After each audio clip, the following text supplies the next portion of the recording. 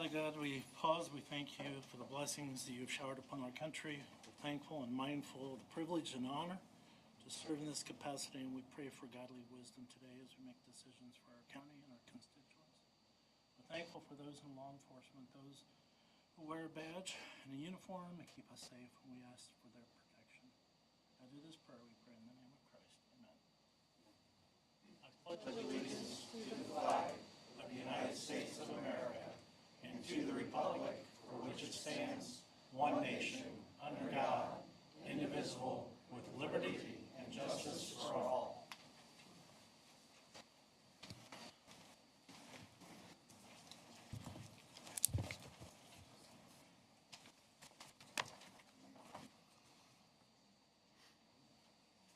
Okay, we have a quorum, one of us remote. Everyone should have received an electronic copy of the minutes from June 15th, 2026, regular session. If there are no changes, then I would go ahead and accept the motion to approve. Motion to accept the minutes as presented. Seconded.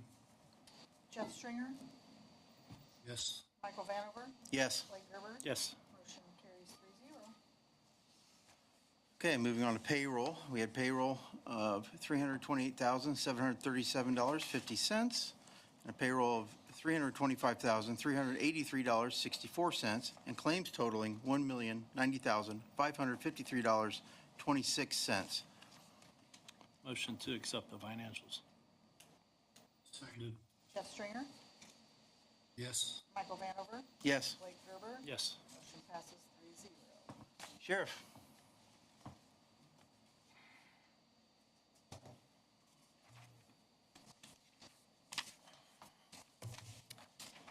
Good evening. Evening. I just got a couple things here on the list. As of today, we have 50 inmates in jail. 24 of those are pretrial circuit, 15 pretrial superior, 6 DOC, and no F6s. We did finally get the clean out put in by Superior last week, so that's completed.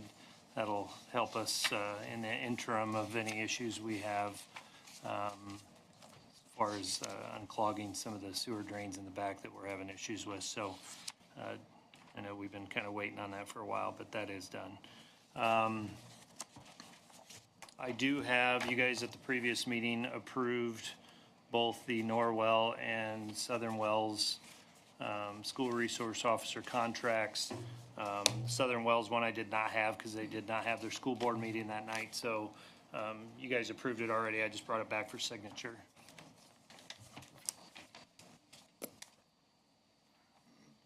We do it at the end, do you need it with you? I'll need a copy of it. So however you guys want to sign it, I don't know. Okay, we'll do it after. Do it afterwards. Just give me a copy tomorrow. It'd be great. Their superintendent of Southern Wells signed that copy that I gave you. So lastly, I briefly touched on the fact that we were presented with a unique opportunity to work with Northern Wells in a capacity. I know a year ago there was kind of some scuttle about the school wanting to go a different direction with school resource officer. Obviously, that's not the case. We just renewed with them on our school resource officer for the next 2 years. I think part of their talks back a year ago was additional security and those type of things within the school. I think maybe the direction they were going caused a little bit of a rift publicly, but we have an opportunity. There is a gentleman that has started working with Northern Wells. He is a 25-year retired master trooper with the Indiana State Police, Shane Neuenschwander. He's local to the area. He recently retired, is coming on full-time with the school system at Norwell to run their criminal justice program, which I think for several years they had shipped off to Belmont over in Adams County. They're reviving that through Norwell, and he is a part of doing that. So in working with them, Shane was a decorated officer with the state police, as I said, 25 years, master trooper, former canine handler, DT instructor, field training officer, and he retired as a detective with their agency. Has worked well. Most of his career has been working in Wells County. He went to Norwell. So we sat down with the school in several meetings to say, hey, how can we partner and utilize his skills within the school? We kind of sat down and put our heads together to make Shane a special deputy through the department. He would be a full-time employee of Norwell's, but we could utilize his training experience being in the school every day to where I would appoint him as a special deputy for the sheriff's department, be within the school, and we maintain his training to keep him certified as an officer through the school. He could be a backup to our SRO and do functions as such. We sat down, kind of laid out what we called a memorandum of understanding between us and the school, and tried to make sure that all our bases were covered on that. We worked with Ted Storr, the county attorney. He drew up an MOU, which was sent to you guys, I believe, a week or two ago for your review. The equipment, we would supply him with equipment and training to maintain his certification every year. We have to do state mandated training. Part of the requirements for that special deputy would be that he attends the NASRO, the National Certification for School Resource Officers training. That's a 40-hour training, same thing we send all our school resource officers to. And there would be very minimal cost. I'm going to bring it up with the council tomorrow night. We're talking less than $1,000 a year. We do most of our training internal. I think sending them to the SRO school we would cover. We covered the basis with insurance as far as liability. He's covered under the school. He also would be covered under our policy at no extra cost. And that's been confirmed with Wright Insurance. So he would just be named on that, but he would be covered under both of those. I feel Ted put together a very well-rounded memorandum of understanding that covers all the bases for what we need. Again, I'll come to council tomorrow night and just ask for the ability to use training funds through our appropriated training funds to be able to do that. I did speak with the president of the council probably a month ago to kind of give him a heads up on this type of stuff as well. I did contact the State Board of Accounts to make sure that there was no issues there. Explaining everything I did, the State Board of Accounts said we're going way above and beyond what we would need to do to cover our basis, which, you know, the way they're arresting sheriffs this year in the state, I have 6 months to go, and my main goal is to stay out of jail over the next 6 months. So I don't mind going above and beyond what State Board of Accounts requires us to do. So again, very minimal. I think this is a win-win situation for both of us. We can utilize somebody in that field to have an extra person in the school. Norwell's a big campus. You have Lancaster and Austin Elementary and Norwell.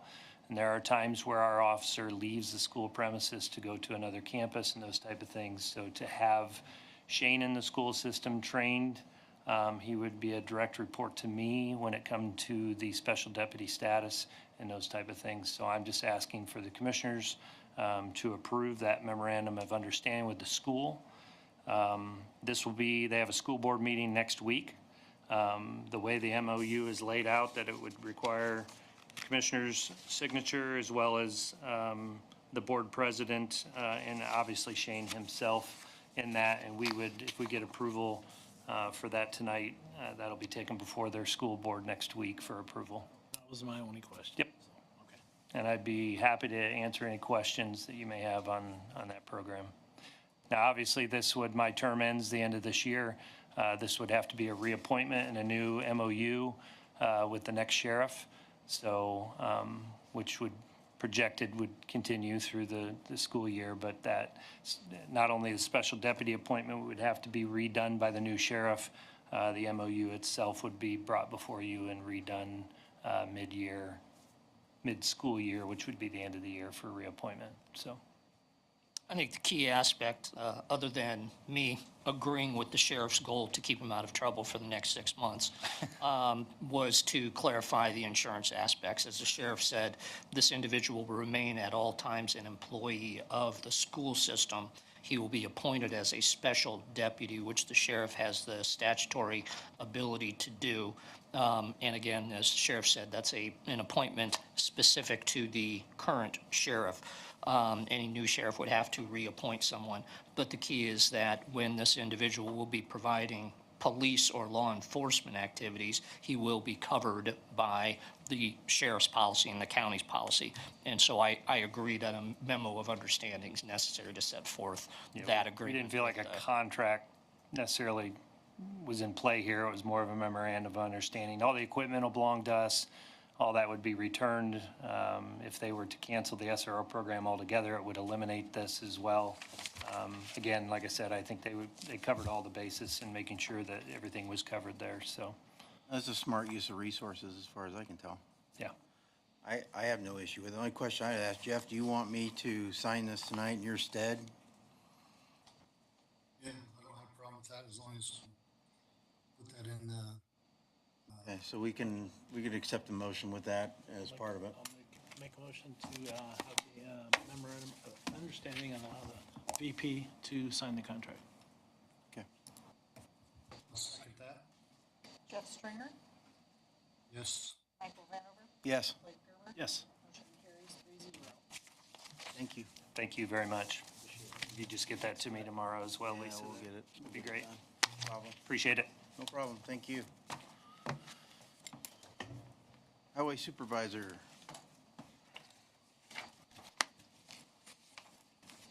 How are you, Matt? Matt? A little dirty tonight. We had a little bit of fun today. I get it. First thing I want to bring up, a couple project updates. Bridge 51 and County Home Road are both in NDOT's court for final records. Earlier this year, I brought up that they were going to send us amendments to extend the NDOT LPA contract. They sent them to me the Tuesday after our last meeting. I responded back, so let me digress a second. The contract's expired on June 30th. I said, hey, Commissioners' meeting was last night. Can I do July 6th? Do I need to do a special session? They went back to Indianapolis, and Indianapolis said, well, we're not going to extend them. You need to have everything done by September 30th. So I'm working with NDOT to have these two final records completed. I ran it up the chain through both the LPA program and the local district, and they're at the top of their list to get done, so I will be bumping them on a regular basis. I was a little bit less than happy with how that turned out. So squeaky wheel will get the grease, I guess. Stay on it. Next item I have on the list, in that packet I gave each of you gentlemen, there is, and Lisa, apologies. There are 3 sheets in there. You'll see 1 with Rock Creek, 2 with IMI. So to our chip and seal, first and foremost, I brought up using the type of oil we used 2 weeks ago, and we had great success on Monday. 450 east, 200 north, and and County Home Road from about 4 south. 4 south is where we stopped on Monday and took back off on Tuesday. Do not look as good. You get up to where we started on Wednesday, it looks better than it did the day before. I do not have an exact reason to what had happened, but one of the things that I learned along the way is when we do our annual bid, we put out for number 11 stone, and we get bids back for state spec number 11s and commercial grade 11s. That would be like the 2 IMIs you see. What we do not do is one for a number 11 seal coat stone.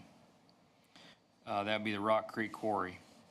And what I've highlighted and circled is something called dust content, the fines, the real small fines you get in it.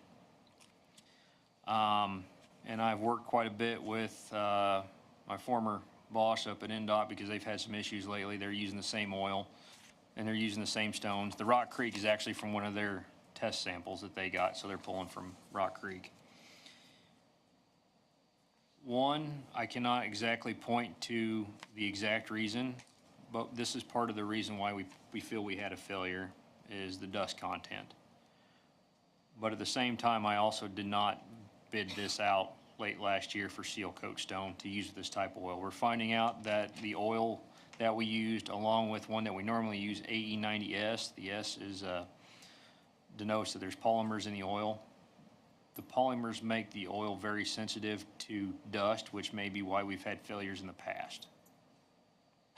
So for the rest of the year, when we go to do the rest of our roads, we're going to use straight standard AE90. Now, this may change again to where if we can get a little bit better grade stone, just because of where we're at in the stone wise, being able to get from here in town, which is, and then Rock Creek is still behind. I've talked to them recently. They were still owing 2,000 tons to the state before they could do anything for us. So that's going to factor into what my trip around the county, my team's trip around the county looks like. So the dust puts into part of it. That was something that came up. I wanted to address that. The other thing I want to address is working with my team to understand the difference between working in an expedient and expeditious manner and what is exactly an emergency. It appears that we may have had a bad tanker of oil, but because we did not stop to verify that, I cannot prove that. All in all, both of those items fall on me. I should have trained my team better. Probably should have a little more homework on the type of stone I had purchased versus what I'm used to, because I've never seen this happen before with this material. That's why I'm kind of stuck on, we probably had a bad tank of oil that ran through our machine and gummed up our machine for the rest of the day. But because we did not stop, I cannot completely give you an exact answer. I'm confident it won't happen to you twice. Agreed. I'm sure I'll make sure it doesn't. Next up, Meridian Road. Matt, Sure. the stone that fell, was it all from one quarry, or was it from IMI and Rock Creek, or the split? How'd that work out? Everything came from IMI Mount Pillier. Part of the stone we had stockpiled at the shop, so we didn't have to make as long of a trip on a couple rain days to get caught up, so we wouldn't have to make that round trip, and we could keep moving. So the farther north we went, the further we get away from the quarry. NDOT is running the same issue. We're stockpiling the stone because you're moving around and taking a loader to it and pushing it up. You're creating additional dust. It's grinding the stone down and then loading the truck twice. So I'm learning a few things that they're actually going through, and they went through, and even what they bought from Rock Creek, they were retesting because they were using this exact oil, and they had this exact, not quite this exact issue, but pretty close to it up on State Road in the far north.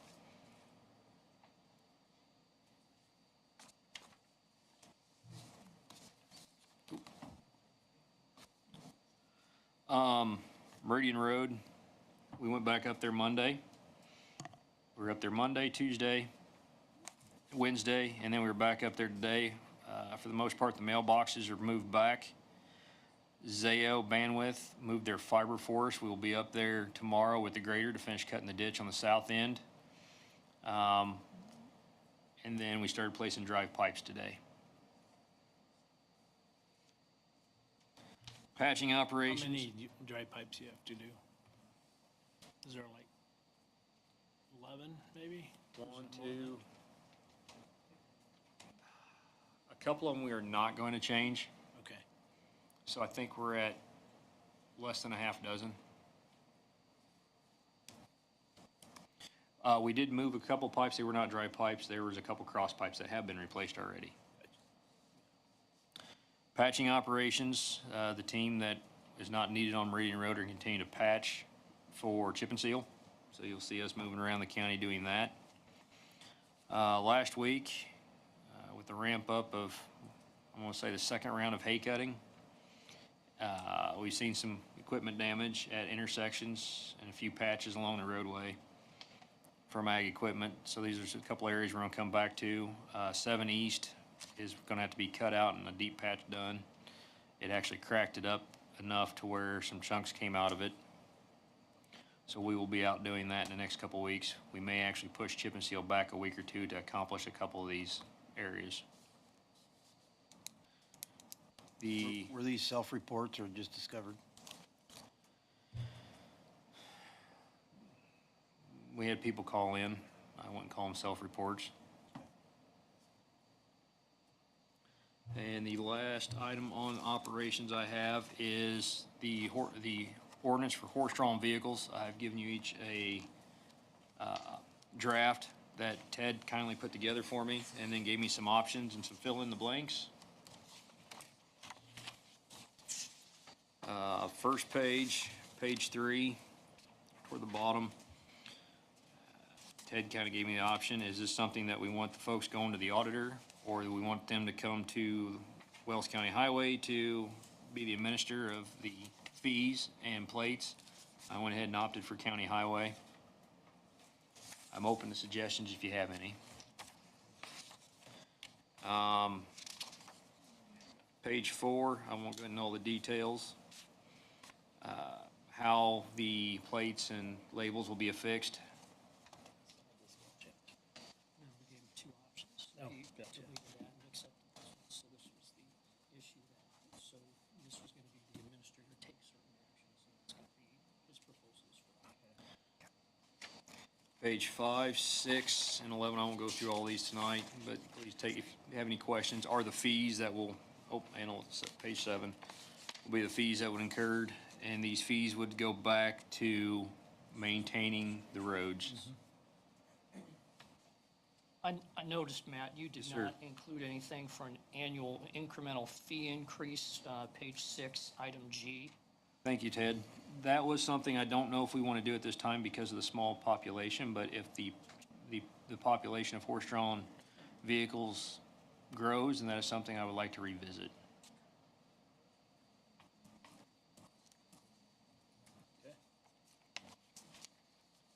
This is something I'd like to get on the agenda for, the future agenda for a reading.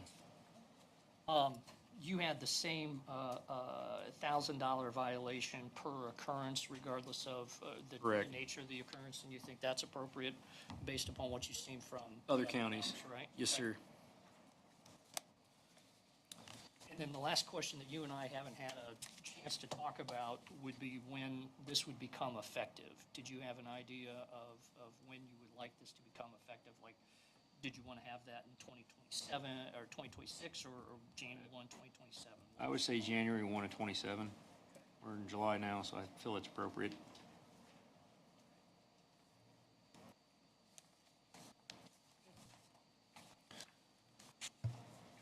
Last couple, Matt's done a really, I just want to say Matt's done a really good job in putting this together and coordinating with our office to come up with this. It's a new ordinance, obviously, for Wells County, and he's looked in and talked with other county highway supervisors to assist in his ideas on this. And just before we move from this topic, is this something, there are penalties involved? Whenever there's a penalty involved, my understanding is we are supposed to publish it before the commissioners move on an issue. Would we want to take that up? We probably can't have it published for the July 20th meeting, but we probably could have it published for the August 3rd meeting. If this isn't going to become effective until January 1, we don't have the same rush that we would. Of course, we don't want to let it sit and have it slip off the radar, which is unfortunately all too easy to have happen. So, I mean, obviously, our highway super would like to get this done sooner rather than later. What would be your pleasure in having this brought before you to enact as an ordinance? Let's look at it, and our, is the second meeting in September, have we canceled that one? What's the date? Oh, for Street Fair Week, Yeah, which one? I think we canceled it already. didn't we? right? Yeah, so our first one's not. So in August, I would, September 7 would be, well, September 7 is Labor Day, so our first meeting would be Tuesday, September 8. The 21st meeting would be the one that we have generally canceled once Street Fair happens. I don't think that we've officially done that yet. I don't think we did so as part of the calendar in case we needed to have the meeting. We can move to the, We can second whatever. one in August if you want. that's fine with me. Okay. Let's do the second meeting in August. Okay. Let's play that then. We will work with the auditor and Matt to come up with a final version to have it published prior and have it ready for discussion vote on August 17th. Last Thanks, couple- Matt. Yep, thank you, Ted. Next time I have equipment facilities. We had some truck damage last week, week before last. On Thursday afternoon, we were dusting, putting down oil on the small chunks of 400 and 500 west between 224 and 6 north. And the foreman thought his truck was far enough out of the way, and our operator who was running the tractor and the grader, road maintainer, was looking out the back. He was going forward, and neither of them were watching the forward movement, and the tractor did damage to the truck. We worked with insurance, we've got an estimate, and we're working to get it scheduled in for repair. Thank you. And then, a little typo, the new driver we can scratch, but underneath there, I am working with Southern Wells School to bring an ICE student on for the 26-27 school year. We're going through the paperwork and working to schedule a meeting, into this week or beginning of next, so we can finish setting that up. Give a younger individual an opportunity to see. Yes, sir. Back up to that incident, I mean, is there, I know things happen, is there retraining, is there accountability, is there, I mean, that's some big equipment. That was a school bus that was pulled over to the side of the road, and kids were getting off, and he wasn't looking in that direction, hit a school bus. I mean, I get it, that accidents happen, but I wanna see some accountability and retraining on this stuff. This is something that Nate and I were discussing earlier today. I would like to put something in place, from a, prefer the term corrective action, if that makes sense. Steps for corrective action when these happen. You know, I don't want to have just one, we do a written reprimand for everything, or, you know, if it's bad enough, maybe it should be a 1-day or 3-day suspension, but that's something I think we need to put in a writing as a policy. Because you're correct, something like that does need to happen. And I guess there's 2 points. I want something that's addressed with this incident. It just seems that we have a ton of equipment where we've got to take the best care of it we can. I'm not saying they don't. But the accountability that something happened, whether it was a foreman parking too close, or if that happens out in, Joe Public's business, there's accountability that happens. So I want something in writing for this incident. I'm all right with writing something for future incidents, but I don't want to say, this is a mulligan and we move on. I want to see something that where it's documented, lessons learned, a A3 where we go through and look at root cause analysis, something like that, because Okay. it just seems too often that we kind of blink our eyes and move on, and it just, there needs to be more. It could have been fatality. I don't want to make it more than what it was, but you hit a truck with a big piece of equipment, that's a big deal. It is. Okay.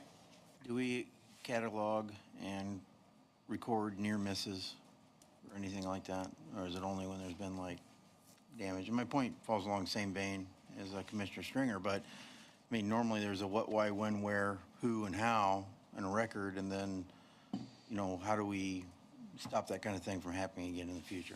So this is something that I'm used to tracking, and we have not had, I think we had one individual, now that's why we have the safety glasses policy, right? He had some metal in his eye back this winter from grinding, so now we have safety glasses. I haven't tracked it because we haven't had it occur, but I believe we do need to start tracking it. You start to see trends, not just with individuals, but if you see the same thing happening multiple times, then there's something in our training that's wrong. We've seen that come about too. It's not always the fault of the individual, but you need to not continue to do the same things over again. Right. This is something, yes, I can start tracking and putting into writing what happened and That'd be great, yeah. looking for those trends. Yep. And I believe we do not have any rights away tonight. Thank you. Sir, Thanks, thank Mike. you. Engineer? How's it going, Nate? Doing fine. Good.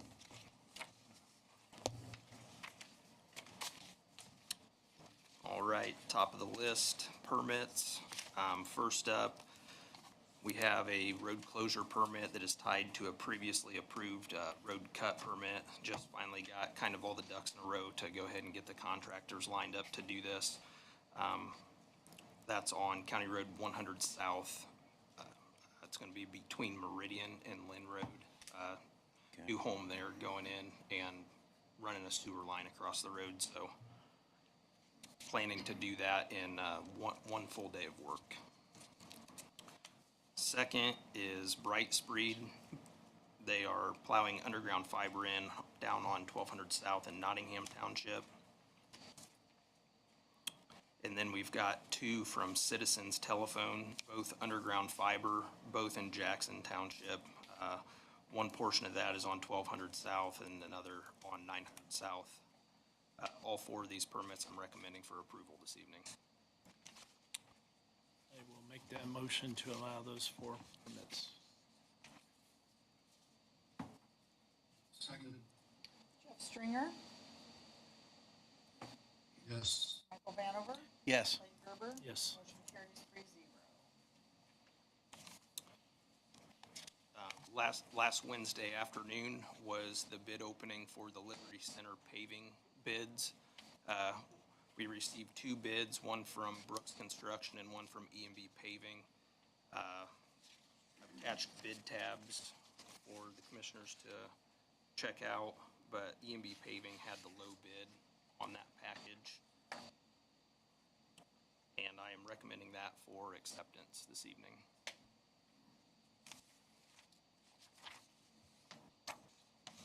I have no objection. See if he had any questions, but I have no objections. If he doesn't, I'll make a motion to accept the E&B bid tab. I think Jeff just went away. Yeah, I don't know, I think we might have lost him there.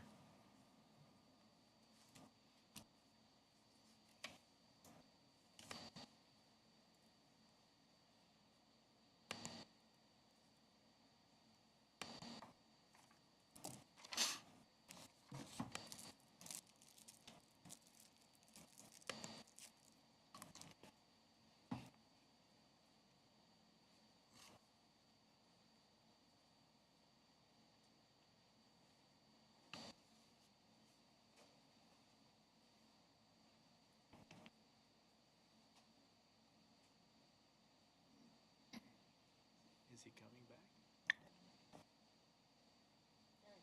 No, that's just Now us. we're looking. Is this the equivalent of a hydration break for the World Cup? I think so. Need a 3-minute hydration break.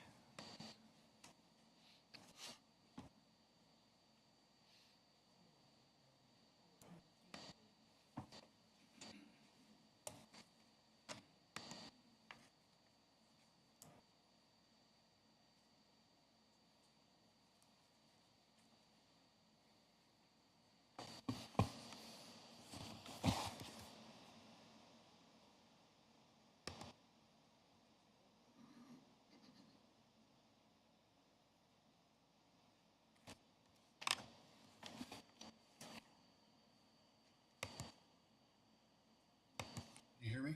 Yes. Yes. Now we can. How much did you catch of our conversation regarding the bids? Okay. I have no issues unless you had any questions, but I was willing to make a motion to accept the E&B quote, the low quote. I'll second that. Jeff Stringer? Yes. Michael Vanover? Yes. Blake Gerber? Yes. Motion carries 3-0. All right. I had been asked to take a look at a couple different places where, I guess, speed limits were requesting to be analyzed and possibly changed. The three locations were Elm Grove Road west of 450 East, between there and the city limits. Another one on 100 South, between Adams Street and Meridian. And then one out near Dillman on 900 South, east of the intersection of 1100 West. So I had previously at prior meetings, I had discussed getting some testing equipment from LTAP that they allow us to borrow to conduct these speed studies. So I did all 3 locations, and I think I've talked a little bit with a couple of you about the results, but Elm Grove Road currently is a 30 mile per hour, and what I found out there was that it would easily warrant a 45 mile per hour speed limit if you guys wish to do that. The other 2 locations, I think the request there was to see if it would be possible to decrease the speed limit. In both of those last 2 locations, on 100 South and 900 South, what I found with the speed study was that the 85th percentile traffic speed was 55 or greater. So it doesn't necessitate a speed limit drop. Not saying you can't do that, but it would really become an enforcement issue at that point. Like some people may obey it and other people aren't because it doesn't feel like you need to drive that slow maybe. So I guess that it's kind of open for discussion on those 3 locations. My suggestion would be to go with the 45 on Elm Grove and then leave the other 2 alone if the study didn't show a need. What do you think, Jeff? Any concerns with those 3 locations? Well, the Elms Road, the one up on, by the park, Right. Coming out of the park, you just follow that into the comes city out by the limits. state park, is that it? Yes. Yeah, I'm good with increasing that and keeping the other. If you're okay with that, I'll make a motion to do that, but So, unless we have to advertise it. This was primarily discussion. Ted and Lisa and I had an email chain earlier today. I think this was just to kind of see where we wanted to be on all of them, Yeah. but it would be an ordinance change. Yeah, we would have to amend a prior ordinance past 2020-20 to update our traffic schedules.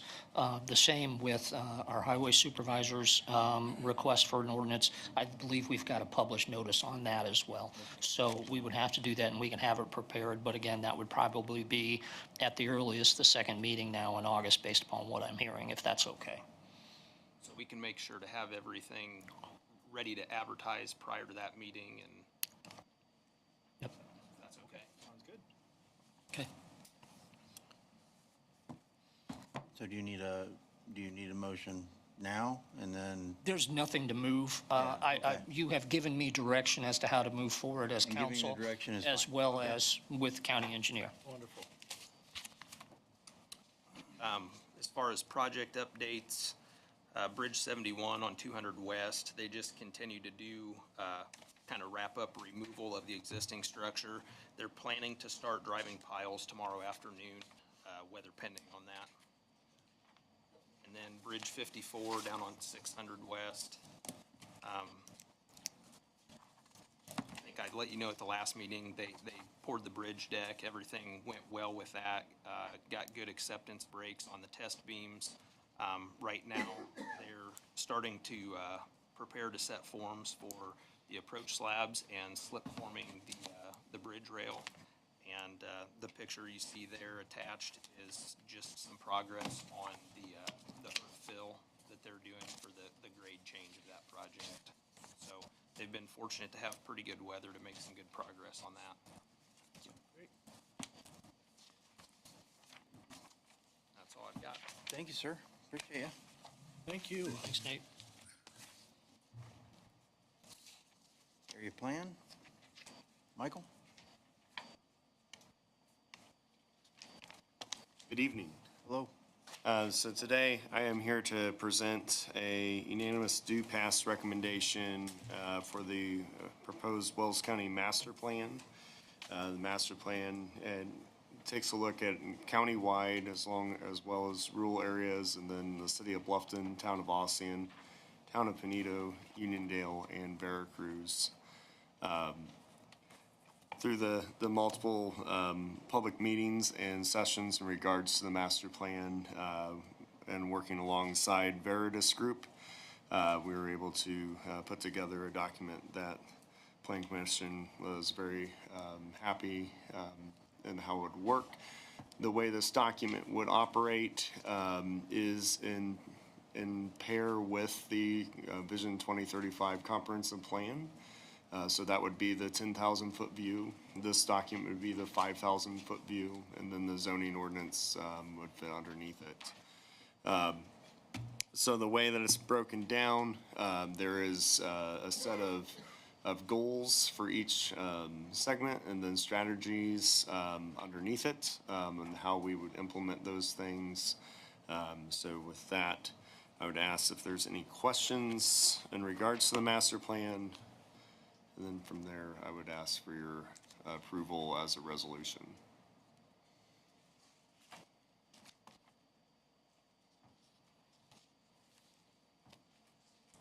Yeah, my only question was the difference between the Vision Yep. 2035 plan and this. Yeah, so the Since vision. that was just done, so. Yeah, so the Vision 2035 plan called out that we should do a master plan for each community. So this is part of that. The only community under our jurisdiction that is not listed in this document is the town of Zanesville, and that is because they individually did their own master plan as kind of a early on kickoff to this process. So this was coming back and taking all the other jurisdictions into play. Okay. Thank you for the work you've done on this. Thank you. Does Jeff have any questions? I don't. Mr. Stringer, do you have anything you'd like to add or questions? No, I just appreciate Mike, you and your team, the APC working on this and the 2035 plans. You know, I've been a commissioner a few years now and talked about it, but to see it come to fruition is neat. It's starting to lay out what the county will look like long after we're out of these seats. So thank you. Thank you. I'll make a motion to move, and what is the resolution number? 2026-05. We just need a second. I second that. Jeff Stringer, Yes. Michael Vanover, Yes. Blake Gerber. Yes. Motion carries 3-0. All right, thank you very much. Thank you, sir. Lisa, do you want to have them sign this one, or, Whatever you want to do.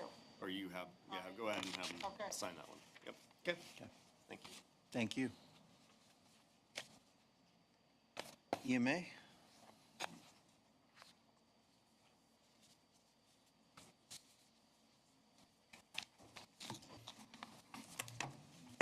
Evening, gentlemen. Hey, Joe.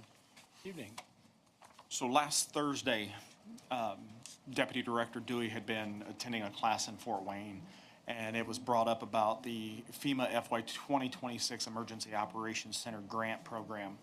And I know that being in different meetings and so forth and different discussions with Commissioner Stringer, that there's been some talks about getting funding to put together a building for a dispatch center, which would contain an EOC and as well as possibility of the EMA office as well, since all three of those go hand in hand.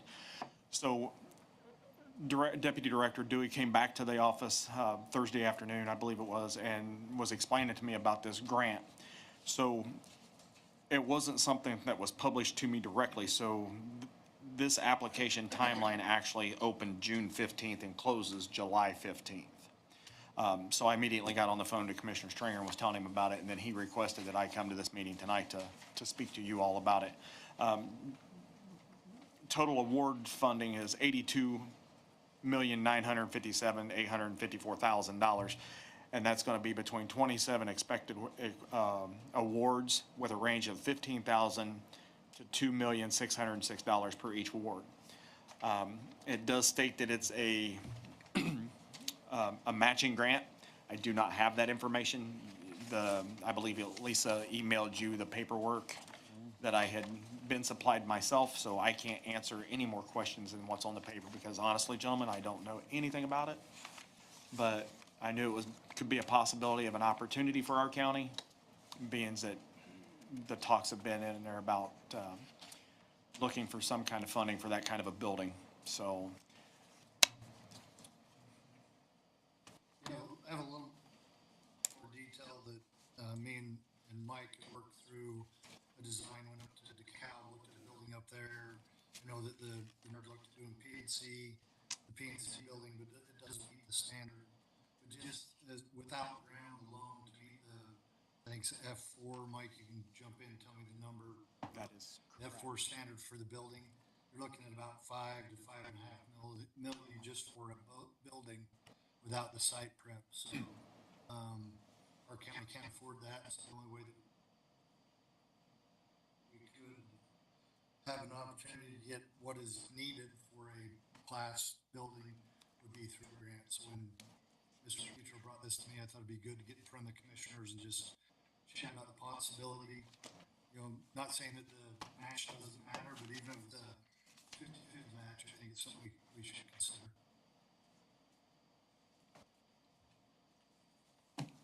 I see no reason not to pursue it. Yeah, I don't either. I'm just trying to figure out if, you know, when the announcement will be made. all I can looked tell you, at the Commissioner, is paperwork that I it got. says that the deadline is July 15th. To submit. Yeah, to submit it. And it's, I mean, if it's working like the SP grants, the 25 standard still hasn't been announced yet. Right, And so- I just submitted the 26 ones today. So I don't have no clue. I'm sorry, I can't answer that for you. I would make a motion to pursue it. I'll put it that way.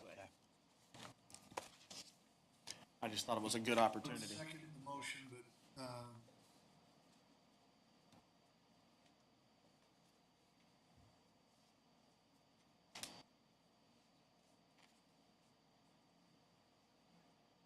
you guys hear me or no? Can now. Yep. Yeah. You get a hold of, Terry at, PTI and get a rough estimate on build cost for what he had looked at and throw that into the grant as the baseline. We get. Okay. We'll get the- Kind of breaking up.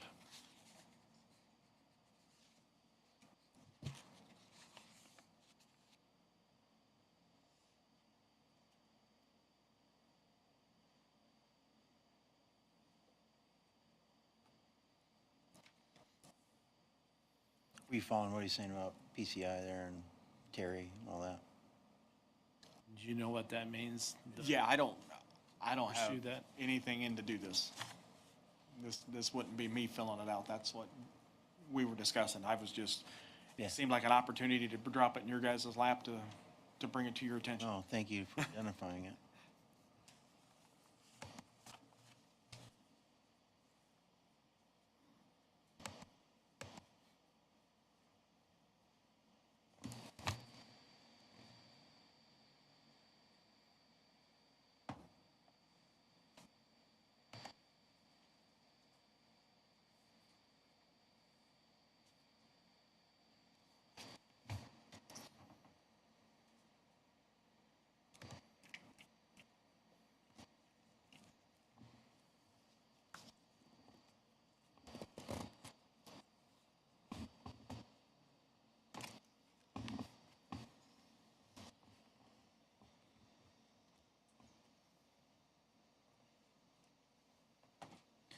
Did we record a second on that motion? Or can we maybe redo the motion and go ahead and do it with just two of us? You can certainly move forward with just the two of you, and we would show that Commissioner Stringer did not participate from this point forward in the meeting. So let's go ahead. Can you remake I the will motion? make the motion that we should pursue. Seeking the grant. Okay, I will second that motion. There he is. Do we still have to do, okay. We just got him back. Yes. All right, so you were starting a second on that. We may have to, we've remotioned Jeff, so Yeah. what was your second? All right, I seconded it. I just want Mike and Petro to gather the info from PCI on the cost of the building, and we can give you some number on ground to make sure you have the right numbers for a grant Yep. submission. That's no problem. Jeff Stringer, Yes. Michael Vanover, Yes. Blake Gerber. Yes. Motion carries 3-0. Thank you, sir. Appreciate Thank you. you. We have a Bluffton Now request. Hunter? Hunter, there he is. Hello, sir. Hello, good afternoon. I just have two quick items. The first one was that the Hubie Ashcraft Band that we plan on having downtown did get rained out. All of their equipment was set up, and then it had that downpour, so they had to reschedule. So originally, that was scheduled for June 25th, and we rescheduled that for Tuesday, July 21st from 7 PM to 10 PM, and I'm just requesting to see if we can continue to use the bathrooms of the courthouse for that concert. I have no issues with it. Yeah, me either. Do we need that form of a motion, Lisa? If we do, Sure. I'll make that motion to allow that to proceed forward. Second. Jeff Stringer, Yes. Michael Vanover, Yes. Blake Gerber. Yes. Motion passes 3-0. And then the second item I have is we're partnering with the Creative Arts Center and putting on a new program, Arts in the Parlor. So we are going to be displaying the new sculptures that came downtown, as well as bringing in local artists and other craft vendors all through downtown to do a tour, to do little activities, have some food trucks and different things going on downtown. That will be August 8th from 3 PM to 6 PM. And we are wondering if, again, we can use the restrooms, but then also if we're able to do a sidewalk art contest in front of the courthouse. No issues. Do we have any conflict that day? Not that I'm aware of. Okay. I'll make a motion to allow that to happen.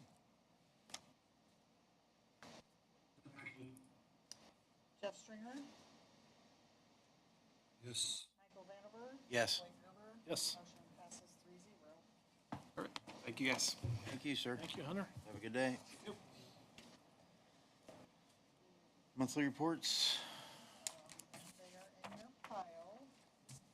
We do have a year one measurement and verification report from Amoresco. That is included in your packet. The report does need to be approved. It had listed Blake Gerber on here, but approved by the commissioners.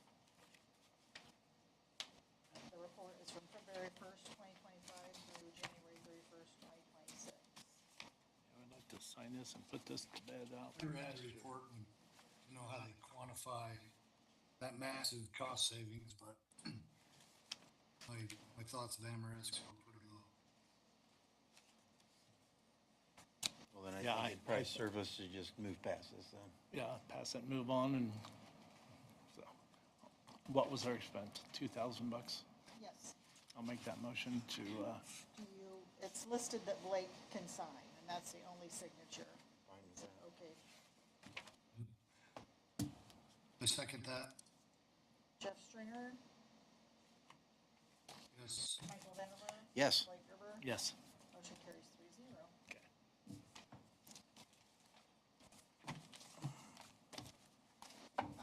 Also, the statement of salaries and wages, these were completed by each department, and it's for the wages that they're asking for 2027. Most of the wage increases that were asked for were between 3 and 5% overall. Lisa, how does that align with the 15% reduction cost initiative? This was their first budget that they turned in. Second budgets were either at 0 or they would, reduction in hours or things like that. But overall, on their second budgets, they weren't increased a great amount at all. So if we vote and approve this one, does it nullify the second? This is, you don't have to approve these. These are just for you to review, and then if you have any recommendations to county council, you can report back to them. And they, So at this the does August not- meeting? Yes. or before? Whenever. Okay. So this doesn't require you to have a motion or a vote or anything. This is just for, Acknowledge that we've Yep. seen it. yep, Information. yep. Okay. Received, thank you. And then Jeff came to my office and we pounded out the commissioner and the lit economic development budgets, and they're in your packets. And there was a number one and a number two budget, but the commissioner's budget really didn't go down much because in your budget, there's social security, retirement, health insurance, unemployment, workers' comp. They're things you can't really reduce, Right. Liability insurance. So the only difference between your number one and your number two was you didn't get a raise with number two. Which is fine. Lit economic development, that one was reduced by 28%. The highway engineer, in the number one budget, you were allowing $750,000 for roads and bridges, and in the number two budget was just $500,000. In the number one budget, the capital development line was $200,000. In the number two budget, it was $100,000. And those are the two big reductions.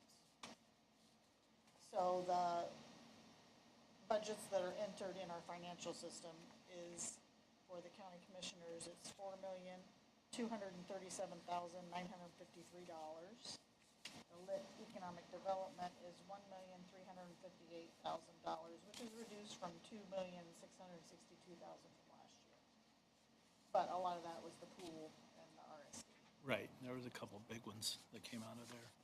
I mentioned to you, Jeff, working with the Upper Wabash River Basin Committee, there is a discussion going on with all three other counties, Huntington, Adams, and Jay, possibly trying to bump our number up.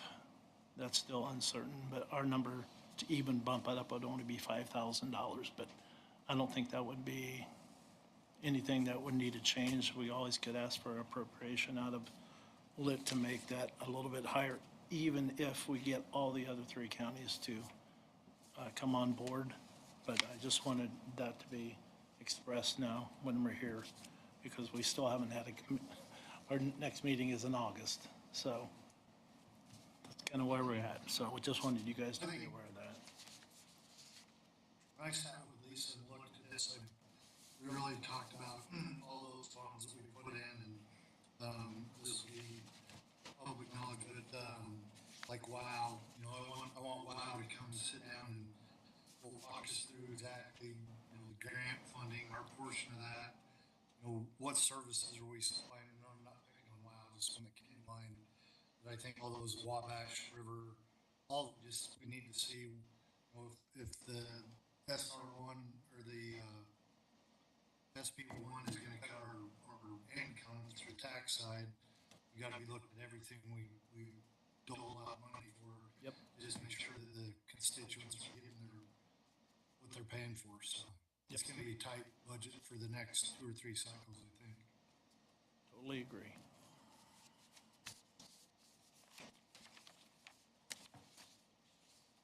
Is this for information, or we need a motion? You need a motion. I'll make a motion as presented.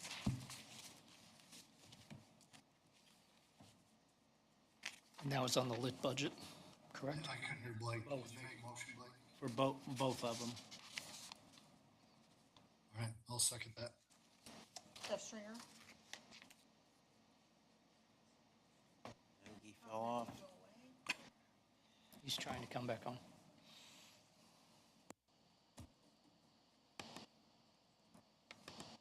Make a motion, we get a new audio video system. Jeff Stringer? I'm calling. Yes. Michael Vanover? Yes. Blake Gerber? Yes. Motion passes 3-0. It might be your equipment. No, I'm just teasing. I'm telling you, I've been on video calls all day today, and I had no issues. I could get on this one, and then it crashes every 5 minutes. Well, it's tired. Yeah, there you go.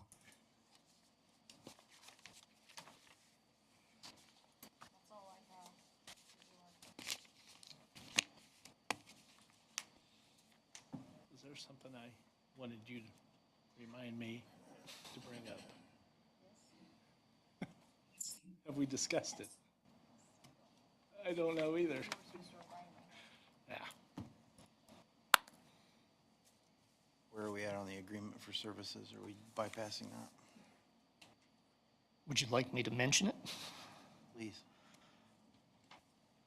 Throughout the past year and a half, the economic development services have been provided via an interlocal agreement between Wells County, the city of Bluffton, and the town of Ossian.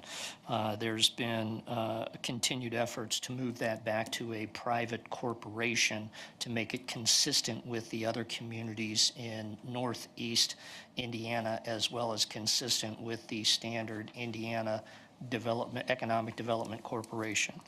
We are in a position to move forward to put those services back into the private corporation, the Wells County Economic Development Corporation. I had been asked to put together an agreement for services. There's an agreement for services that I will concede we didn't get out to you as the commissioners last week, but commencing with an effective date of July 1, 2026 through the end of the year. There's an agreement and then an addendum. The addendum just contains some standard terms and conditions that were recommended, as I understand it, by the Indiana Economic Development Corporation for situations like this. If you are comfortable, I would ask that you consider and make a motion to approve the economic development or the agreement for services. If not, we can certainly bring it back up at the next meeting. The cost to Wells County would not increase. It was simply, instead of going to the city of Bluffton as an interlocal agreement, it would go to the private corporation to make it consistent with other communities in our area. As a note to that, Mark was coming out with interest of joining the county EDC. So the timing's good that we get back to the county and then pull everybody back in a little bit at a time here. And then since you created this instrument, Ted, is that correct? Yes, this is something that I used. Actually, we had some foundational documents from other communities and things, and if there were any errors, that's... Yeah. Under D, financial reporting, if I'm understanding this correct, they would be obligated to share those books and financial reports with us, correct? Correct. As a reminder, there is a representative of the Board of Commissioners on the Board of Directors for the Economic Development Corporation. There's a member of County Council for Wells County on the private corporation board. The city of Bluffton has two members as well. One, again, the mayor or the mayor's appointee, the other being a representative of the common council of the city of Bluffton. And then currently the town of Ossian has one director as well. And those directors, for your information, have elected officers and so on and so forth. But yes, that's something that, to the extent that the commissioners would want to see, that would be shared with the commissioners by the corporation. Great. Okay. I don't have any issue with it. I don't either. I just wanted to make sure both of you guys had time to review It's it. a wise move. I will tell you, Commissioner Stringer's seen it for probably way too many times. I'll make a motion to accept this so we can. It's been a work in progress, so let's see you get it done. We have a motion in front of you. Second, Jeff Stringer? second the motion. Jeff Stringer? Yes. Michael Hanover? Yes. Mike Gerber? Yes. Motion carries 3-0. Thank you, gentlemen.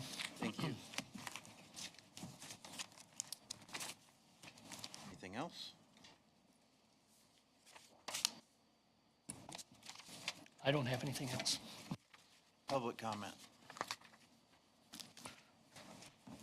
And If I there- think we have some direction and instruction before we do that, though, but yeah, please, but go ahead, come forward. Yep.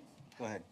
We have a sign-in sheet. We would ask that anybody providing a comment at the Board of Directors, or excuse me, the Board of Commissioner meeting to identify themselves, sign their names, and where they reside. Yep, thank you very much. Well, I want to to say, I think most people here know that you guys have a big job, and we're appreciative of what you do. And so I'll do this first.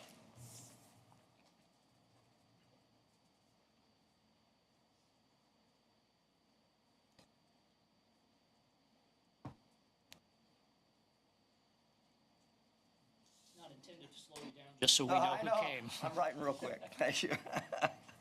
All right. But I have, in the interest of time, and I want to limit my comments to what I have prepared.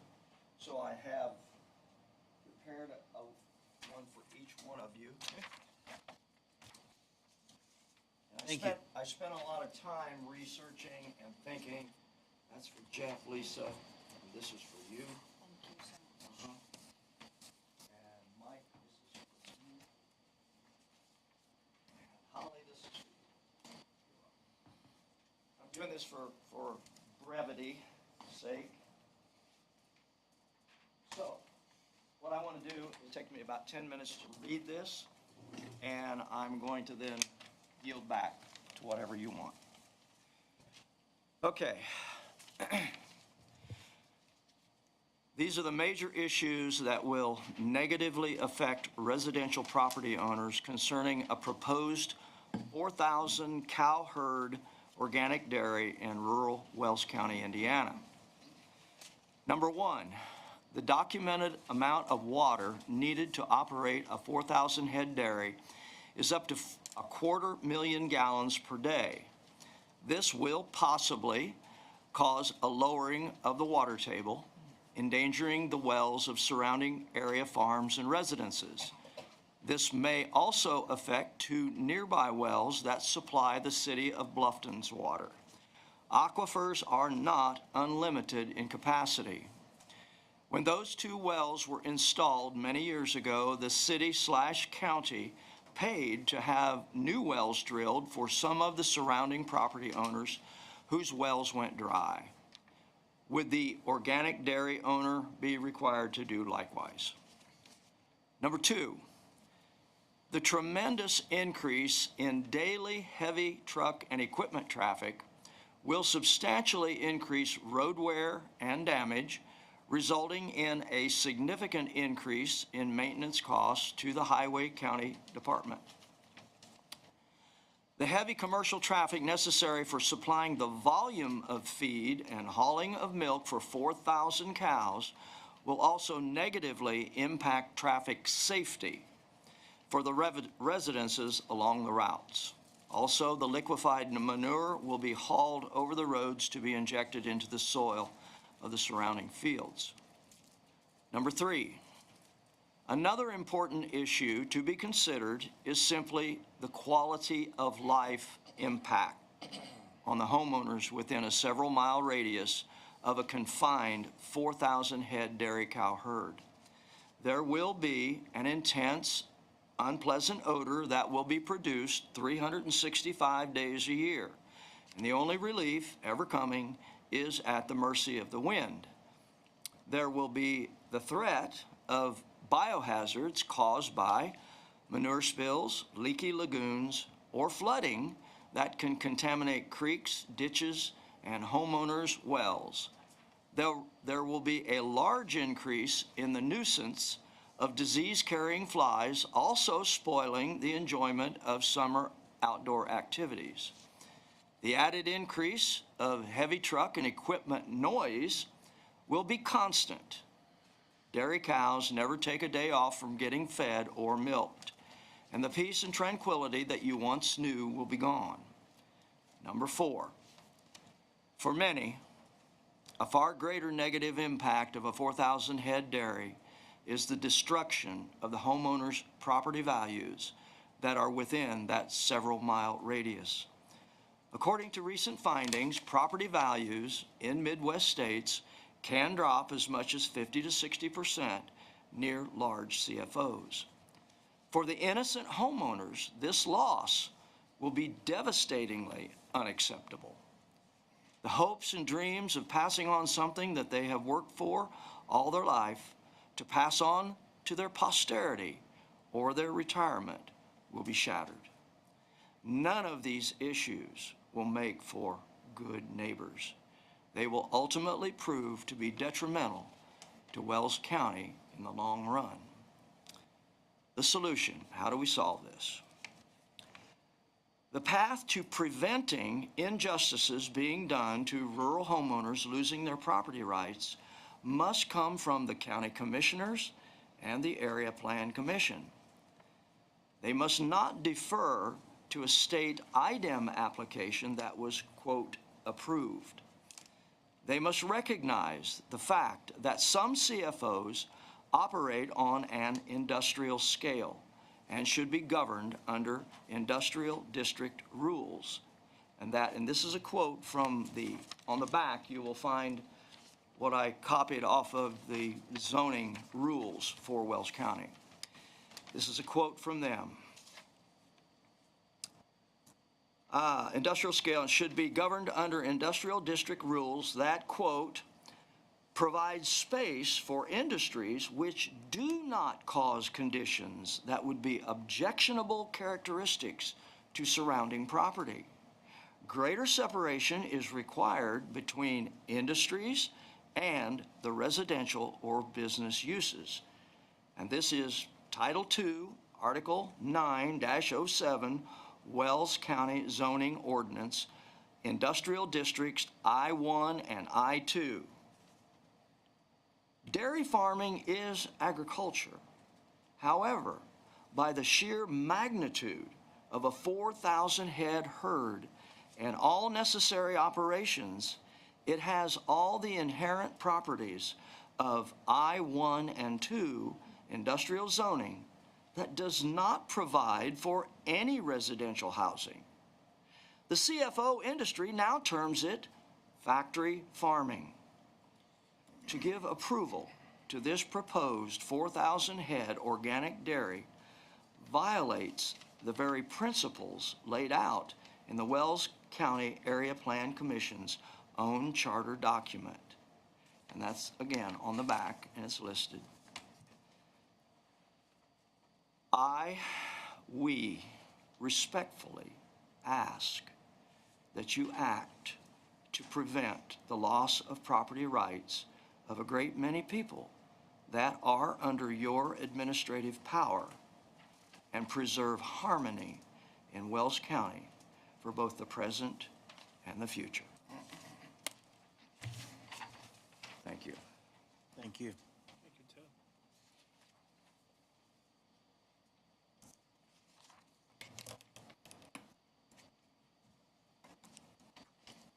Anyone else? I don't know how we do this. I didn't want No, that's fine. to kind of piggyback onto what Mr. Claghorn had to say. Let me sign in here. Give me a second.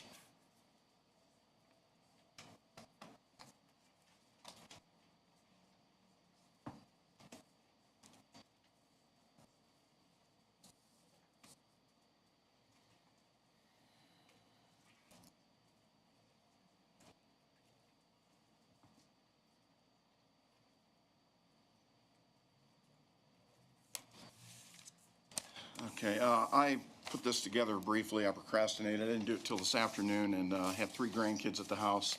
It's not as polished as Mr. Claghorn's, but I looked at his notes, and I got some very similar stuff on here. But anyway, one of the things that I looked up, organic milk, which is an organic dairy farm, it's considered a luxury item. It's a premium choice. It's not a necessity. So we're talking about a farm that's going to be making a luxury item, basically. I worked for the city of Fort Wayne. They had a neighborhood code department, and their job was, in a sense, to make sure properties were maintained to some sort of minimal standards, like mowed lawns, no abandoned broken down cars, no collapsed buildings, to name a few things they looked out for.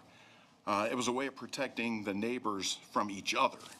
The people who most despised the work of the neighborhood code department up in Fort Wayne were the ones who had the high grass, the abandoned cars, and the structures that were in a state of disrepair. So it seems to me like the Wells County Zoning Authority could step up in this situation and protect the neighbors from this proposed organic milk operation.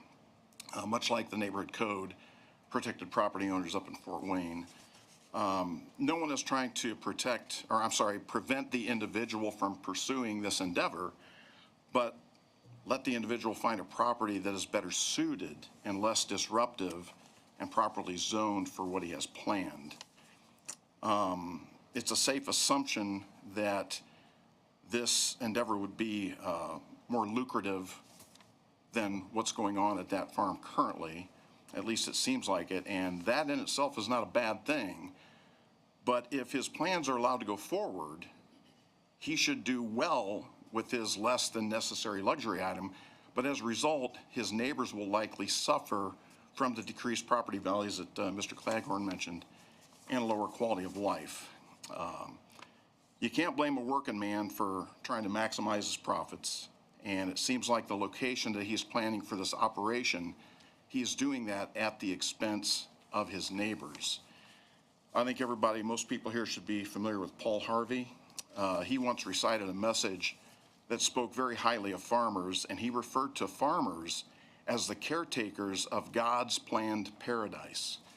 And I think God would frown upon what is going to happen to the neighbors of this individual, potentially for miles around, if this luxury item organic milk operation gets approval at the expense of the neighbors who will see their paradise turn into something that they couldn't see coming. That's it. Thank you. Thank you.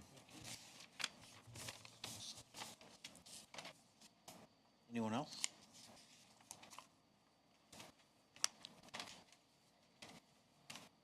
Well, I appreciate you all coming out tonight, and I know you have real concerns about this proposed dairy, and those concerns deserve to be heard and taken seriously. So our responsibility here, of course, is not to make a decision based on emotion or popularity. My responsibility, sure, is to whatever decision is made is based on the law, the evidence, and the facts that are presented. But I've seen here in Mr. Claghorn's statement that, there are some things that definitely need to be looked at and understood by us before that's done. So I appreciate you taking the time to bring that to our attention, because of course we can't be experts in every single thing that comes across the desk. But this gives us a chance to jump in and look at those points specifically, and I think make a better and informed decision when we do that. So I do have a question for you, Mr. Lotzheiser. Isn't zoning under A1 would allow the same sort of operation, wouldn't it? So the A1 zoning district is ag intensive and does allow a confined feeding operation as a permitted use. Is that what it's currently zoned as? That is what it's currently zoned as. Okay. The property, I believe, that is in question. And that would fall under the, I guess, normally accepted definition of that activity that could go under agriculture intensive. Yeah, that confined feeding operation is a permitted use, barring that it meets the requirements of the development plan section of the zoning ordinance. Okay. Well, thank you for that information. I wasn't Has there sure. been a development plan submitted? No, we have no No. information. Okay. Okay, so as of right now, it's been pretty quiet. We haven't seen much of anything else, right? No, we have no petitions or Okay. details to review. Okay, that's all I needed. Thank you very much. Anyone else? Sir, please.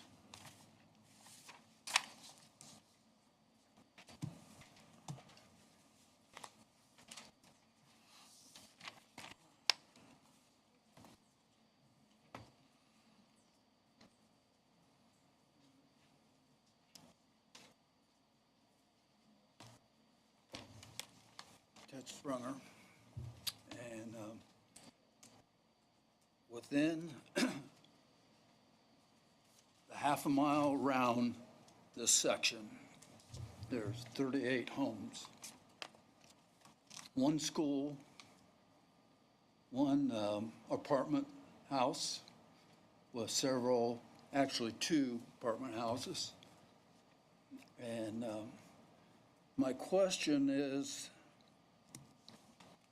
on an organic dairy, he's going to have to feed these animals a lot of feed, a lot of grazing. They'll have to graze. What is the setback for a fence to a residential property. Isn't like 800 feet from a lagoon? Is that, because I don't remember all that Setback stuff. from a fence would be 20 We've, feet. we've got, An A1. 20 foot, okay. It's complicated. It's not as simple as just laying it out like that, okay. it's a question that needs to be answered because what he's got planted in vegetation to feed these animals are right against many of these 38 houses that are surrounding this dairy. We got several practically brand-new homes, a lot of residents that, the dairy's right up against us. We got at least 10 ranch-style homes on the north side that his planting his alfalfa is just feet from homes. So I wonder what the setback for a fence would be. Spend some Or it time. needs to be Yeah, determined. I'll spend some time with Mr. Lotzenheiser and we'll figure that out. With that plan, when we see the plan. Yeah, we have to We see what will the see plan it. is. I don't think we've been given that at all. And I think a dairy, a cow has to be, organic cow has to be pastured so many times. Right, there are certain requirements for that to be labeled organic. And then he's going to be spreading liquid fertilizer in all that vegetation that's going to be. There's a lot of concerning things about this that's Well- going on, so. I just wanted you to know that. Yeah, I 38 think- houses within that section. Yeah, and It's that's pretty good popular. information. I just think right now, we haven't really seen what they want to do or anything. yeah, And once we get that, we can dig in. I understand that. Oh, yeah. Well, thank you for saying something. Thanks, Ed.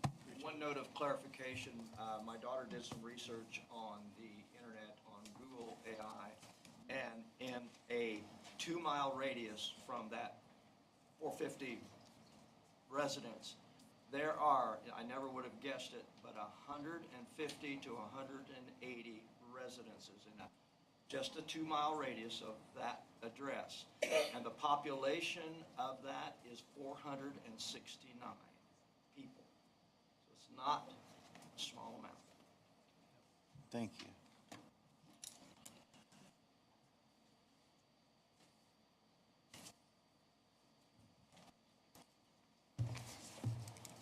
Geez, I need my glasses.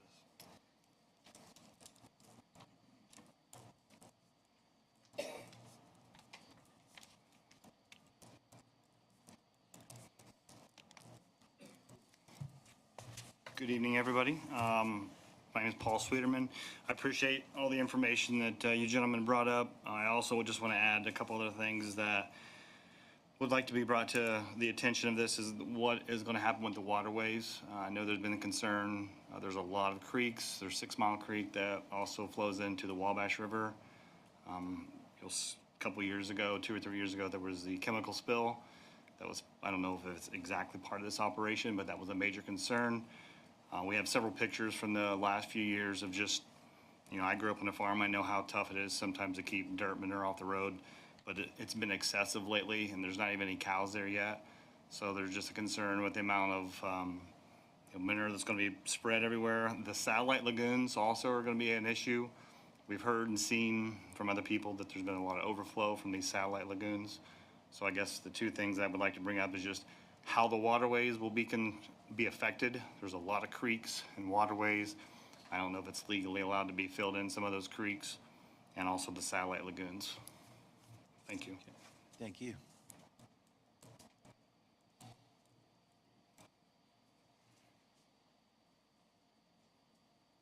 Any other public comment?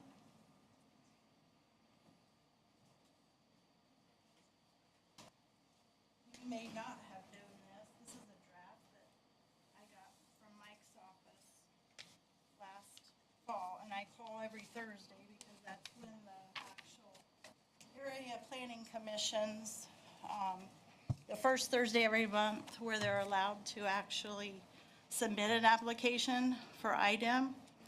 I sent Commissioner Gerber an email last week on Wednesday, July 1st, went out that night. Okay. I was there for about an hour, up and down 450 Okay. and 550 and. I'll put my name down here.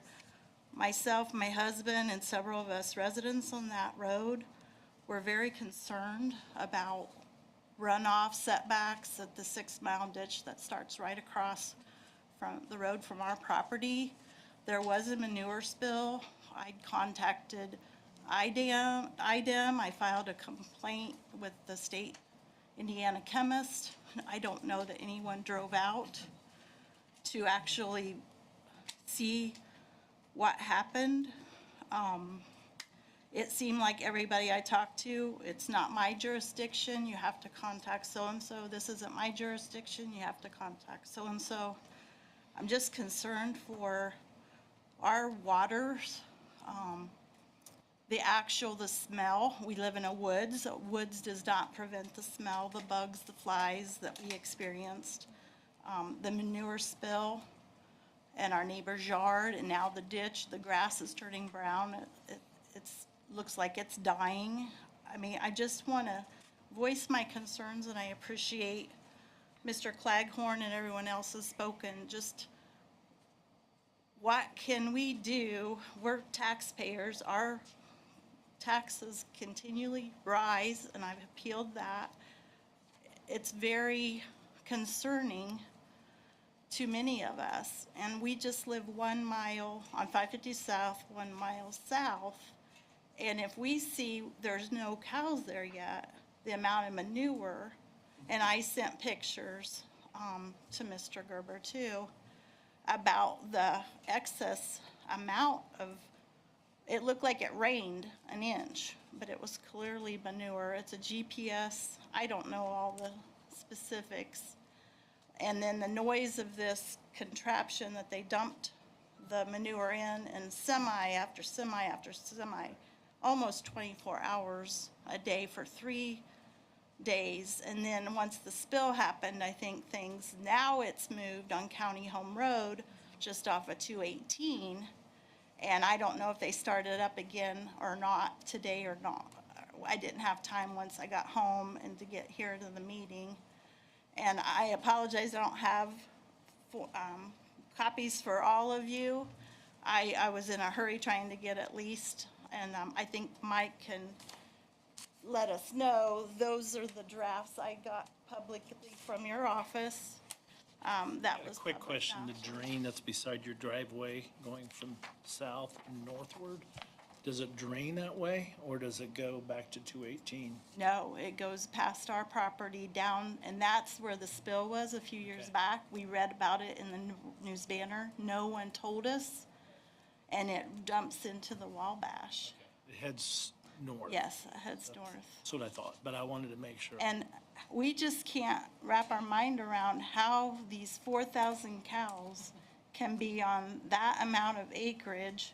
And they have to, from what our understanding was, a meeting that the community had a year ago, headed by Ted Sprunger, that they have to graze so many 30% or something. I don't know enough about the organic. And I understand everyone has to make a living. What I do for a living doesn't infringe on my neighbors. And to the extent that we saw this past week, what is it going to be like when we have that number of cows? And I've talked to Jared Hahn, the surveyor. He said that Mr. Fichter has put in to move ditches. He has to go through permits, Army of Engineer Corps, DNR and all that. It's not completely done, but it seems like he's moving in that direction. And a year ago, we were told we were getting way ahead of ourselves, don't worry about this. Well, you could see it. I mean, you can drive acres and acres, alfalfa, no organic, do not spray. It's all over the I've seen community. Multiple signs like that. So. It's not only in Harrison Township, it's in Chester Township, I think all of that. And I guess we're our voice, and our voices need to be heard, and I appreciate your time tonight. Thank you. Thank you.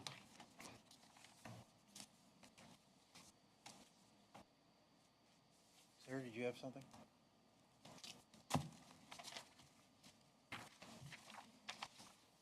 That's the most I've seen.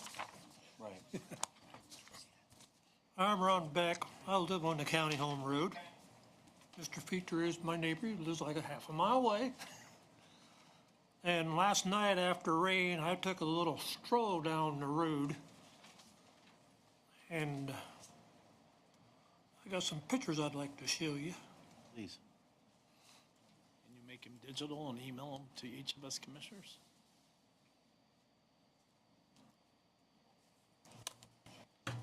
As you've heard, they're all spraying manure on fields. Mr.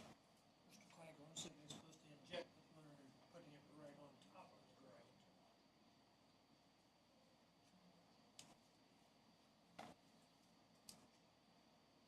This is a picture of where they're dumping into them frac tanks. Now, that's the County Home Road, which they just chip and sealed less than a month ago. I seen this contraption on 500 They or got one on- 550 when I was out there. They got one on 550 and the County Home Road. They I've got got two one of those, out but it's like a dispensary or something. Yeah, I The understand. semi's bringing these tankers up. They're old gasoline tankers, which usually they hold like 8,600 gallons. Right. Yeah, which I'm not 66, sure how much this 76. liquid here weighs. Yeah. But if you blow the picture up, you can see where they've been parking. And you see where the rain has set into tracks. So they're sitting there and it's sinking down more and more.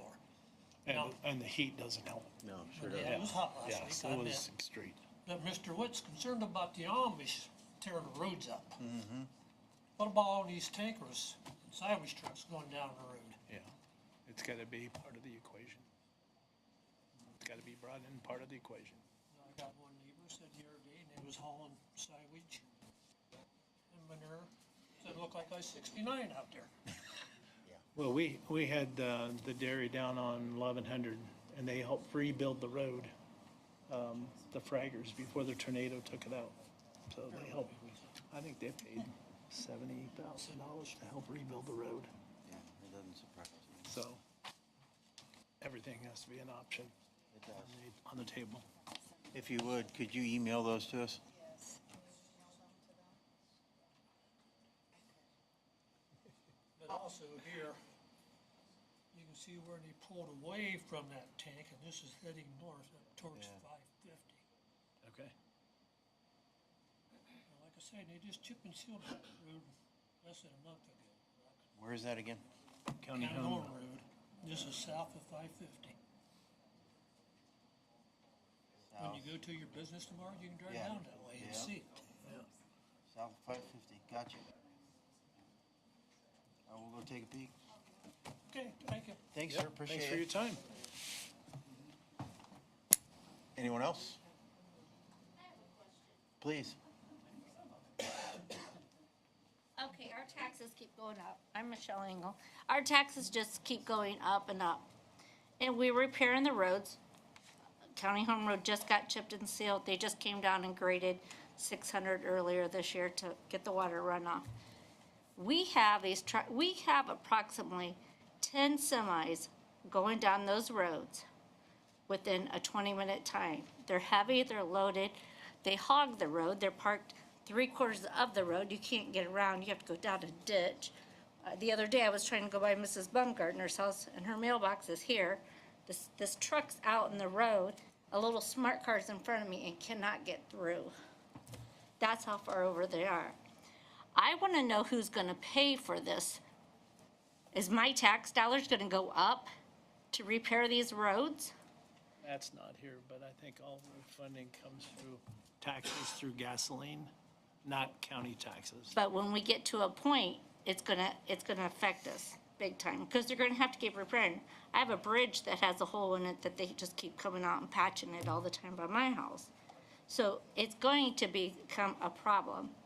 It already is a problem. And this big tank thing that they have out there, they don't have it completely off the ditch on 550. It hangs over the road. And they do have, they have the cones there. Right. But that's not going to, if two people are coming down the road, or if it's nighttime and it's raining, you're not going to see that. It's not safe. So if he's being that irresponsible and disrespectful already, what's he gonna do when it goes in full force? That's my concern. We all live in the country. We all want to be in the country because we don't want all the hustle and bustle and the traffic. We all farm. We have respect. You know, we pull off. We're not running cars off the road with our combines and all that. These guys don't care. They're just going. I mean, I got out and hit the guy's window the other day and said, "Move it. I can't get through." He looked at me like I was like, "What?" And I'm like, so I just want to know who's going to be responsible for all these repairs, because it's only going to get worse. Who's going to pay for my house to be clean because I'm going to have fly shit all over it and can't get it off? That's not my responsibility to go out there and clean it. I mean, do you want to come out, Blake, and clean it every month for me? I live a half a mile from a CAFO. I know where you live. But I'm just saying, I agree. I didn't move out there to have to do all of that, all those times. So that's my big concern, is like, you have children, if these guys are driving crazy already, especially like if they chipped and seal it. They drove, the last time he was having all that pumped last year, they were flying down the roads, rocks were flying all over. Kids are outside playing, they don't care. I mean, and his excuse when they dumped all the manure in domestic, not my problem, call the people that hauled the truck. No, it is your problem, you contracted that person. That's true. Thank you. Yeah.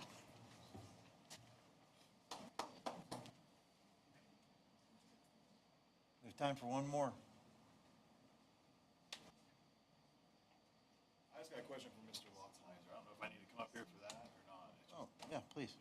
So when you said that it is the right districting, or does that matter on the amount of cows? The size of the farm, does that matter? The zoning ordinance's definition of a confined feeding operation does not include a maximum number. Okay. Gotcha. Thank you. That was my only question. Okay, thank you.